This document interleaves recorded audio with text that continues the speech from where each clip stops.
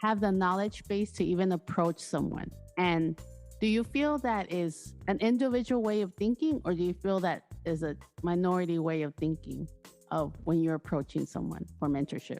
I think there's a couple of things in there, right? Mm-hmm. There's the personality, for sure. There's how you were raised. There's an analogy my friend uses that applies here. And what he always says is, you don't have to have clean hands to use the soap.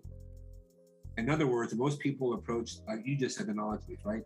You don't have to have the knowledge base to ask for mentorship, right? Because if you have clean hands, why would you need soap, right? You're going because you need soap. So the expectation is that you need something, right? If you already have the knowledge base, you don't need a mentor, right? That's one of those things where that's the thing too, right? I do think a lot of, it's funny, right? Because the pandemic kind of showed this, right? Generation Next is called the latchkey generation because we're the first generation that it was acceptable for moms to go to work, right? So you had, before Generation Next, you did have women work, but they worked as a result of everybody being at war, right? And when the husbands came back, if I'm not mistaken, the wives went back to the house, right? Right. Generation X, we were the first ones where it was acceptable for the moms to go to work. So you had dual household income, right? Which means we had to learn how to be self-sufficient. We had to learn to go home, take the bus, walk home, cook our dinner because the parents were at work, do our homework, stuff that now don't have to do, right? So that taught us how to be self-sufficient in some ways, right? Whether you were introverted, extroverted, that's just the reality of the world at that point, right? So what anything has COVID has taught is resiliency is a thing, right? No matter your personality, that's a thing. So one of the things that's hard for people to understand, and that I try to teach my mentorees is, regardless of how you feel, you follow through.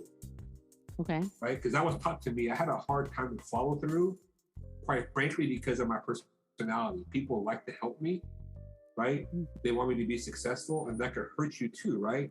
Because if things are too easy, you expect everything to be easy, and when they're not, it's hard to follow through and really be successful, right? Like I think one of the things I always like is one of the lines is Homer Simpson is talking to Bart Simpson, and this is his fatherly advice he gives Bart is, boy, if at first you don't succeed, give up and try something else. You obviously weren't meant to do it, right? And that's not how the world works, right?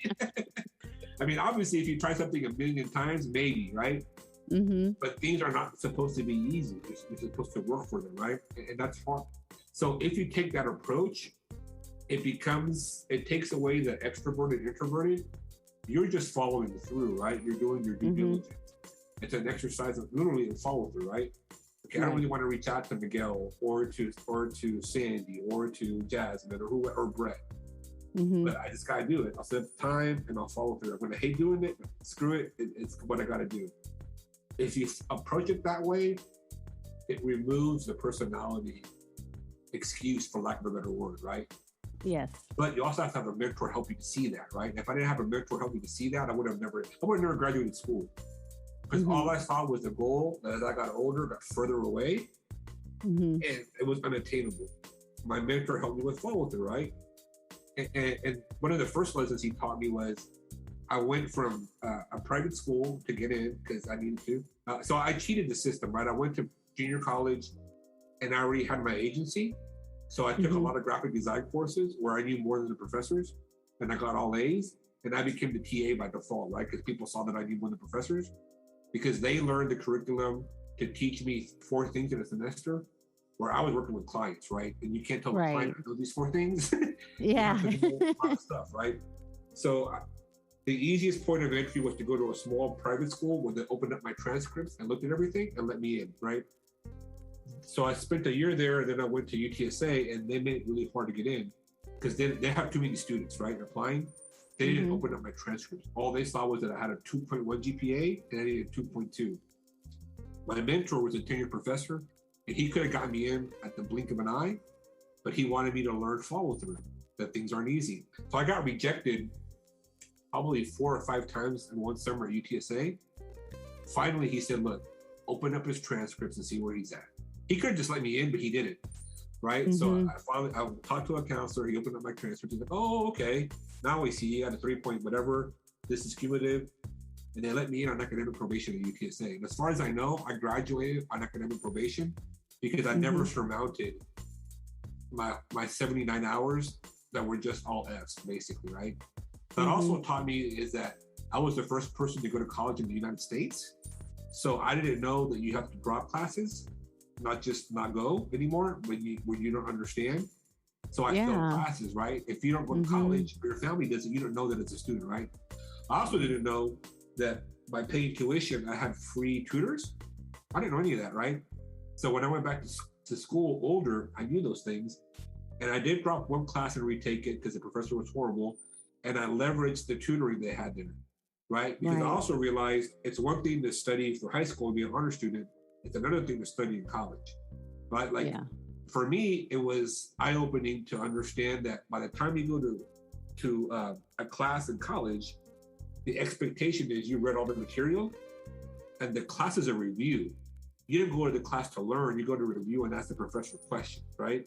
I didn't know that. And I was an honor student here in the United States, right?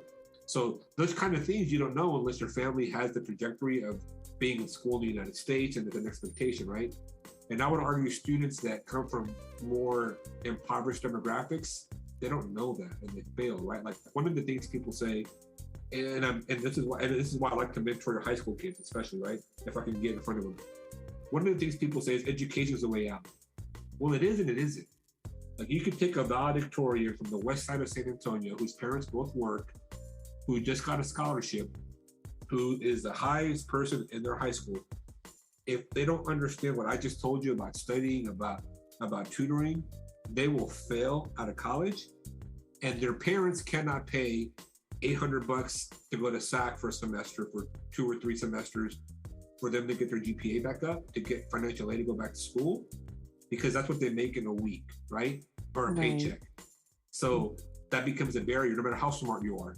So there are disadvantages no matter how smart you are if you don't understand how the system works, right?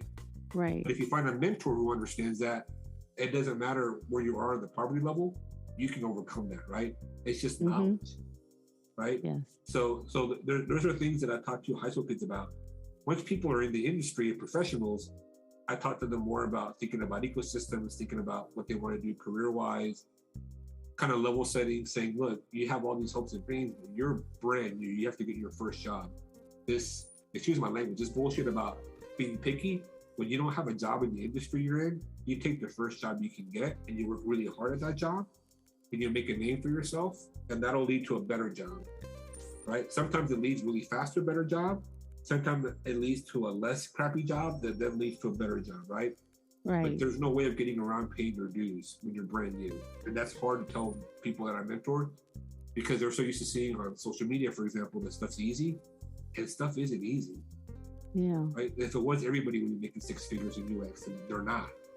Right. Right. But the ones that work really hard, that understand that part of this falls on them to go learn and experiment, right? Those are the ones that are successful, which is why I'm big on that, because that's how I made my name, right? I have no formal UX training. I have no formal UX research training. It all comes from research from my PR degree. I have no formal coding training. Like I didn't pay for a UX course and take it. I mean, a coding course and take it. I literally learned on the job, Googling stuff, right? And making things work and breaking things and fixing it, which is why I can troubleshoot, right? Because I have that experience. That's how you learn our profession. And the best coders too, by the way, that's how they learn too, right? They're self-taught. Again, I don't think that's a personality thing. I think that's just, some people learn it. Some people have it inherently. I had to learn it. That's a follow-through thing, right? Regardless of whatever is happening, regardless if it's a recession or not, regardless if it's a Democrat in office or Republican, regardless if you live in a liberal state or conservative state, if you follow through and have good work ethic, you're bound to be successful because you will seek out people to help, to teach you things, right? And that's an ongoing thing that doesn't stop when you hit a certain level. Yeah, I once heard a lady say that hard work will meet opportunity. And so at one point they're going to meet and you're going to be there at the right place at the right time. If I know I want to mentor and I want to seek out and reach out to someone, what advice would you have someone to best prepare for this? Like what mindset should they come in with? When you're looking for a mentor, you have to understand that people are doing it for free, right? If they don't know you, you're not that special. So you have to kind of understand those parameters. So one of the things I tell people that I either mentor or I have them paired up with people I know to mentor them, I said, you want to, at the gate, go with a list of an agenda of what you want out of mentorship, because that lets the mentor know how much time it's going to take. It also lets them know you're not going to waste their time. The time they do meet with you is going to be productive. That only happens if you level set with, this is what I want to kind of learn, I have questions on. And that way, if they're busy, it's 1, 2, they're out, right? If they have more time, they can talk to you more too, right? And that relationship developed over time, right? Okay. If you pair them really well, then obviously it'll be more organic, right? But if not, at least they have an agenda and they know it's only 30 minutes or 10 minutes or whatever it is, right? That's the first thing. The other thing too is you have to network, right? And by networking, now you have LinkedIn. So if you meet with people on LinkedIn, and one of the things I'm really infamous for is when I meet somebody who's a junior associate or mid-level designer, and they want to connect on LinkedIn, I say, look, feel free to reach out to any of my contacts as somebody, because I might not be the best fit for you as a mentor, right? But somebody I know is. So reach out to me, and if you need an introduction, I'll do that, right? And most of my good friends will do that too, right? They'll set up an introduction for you with somebody else. So there's really no excuse nowadays not to find a mentor because it's so accessible, right? It's just a question of having a plan of action of what you want to learn and leveraging the network, right? The other thing too is when you network, I always tell my students, yeah, it's good to go to UX meetups to network. The problem with that is you're in the same boat with every other junior designer with one expert leading it, which is always a bad thing. But it's good to have connections because if somebody goes somewhere that might have a job there, you can apply for it. If you really want to accelerate your networking and show results, go to non-UX design events. Go to where the product managers, product owners, developers, because then you're the oddball out. And more than likely, they say, you know what? Our team's hiring a designer. Instead of we're all applying for the same job or we're competition, you're the oddball out, right? Yeah. So it works better. You flip the tables, the odds in your favor, right? Right. That reminds me when I finished my UX bootcamp. Well, they would encourage us, right? Continue to go to the meetups, and whatnot. But it became one of those sessions of like, oh, I still can't find a job. No, you neither. No, And so then you just ended up feeling worse, than when you showed up. And so I can totally see that. Yeah, that totally makes sense. So go out where the opportunities are. What is the best advice a mentor has given you? One is always be learning, be humble, be open-minded, and always have a mentor. All right, everyone. So now make sure you write those down for when, exactly, as you continue on your journey to finding a mentor. We'll now take a break and hear a word from our sponsor. But stick around as we continue our conversation with Miguel.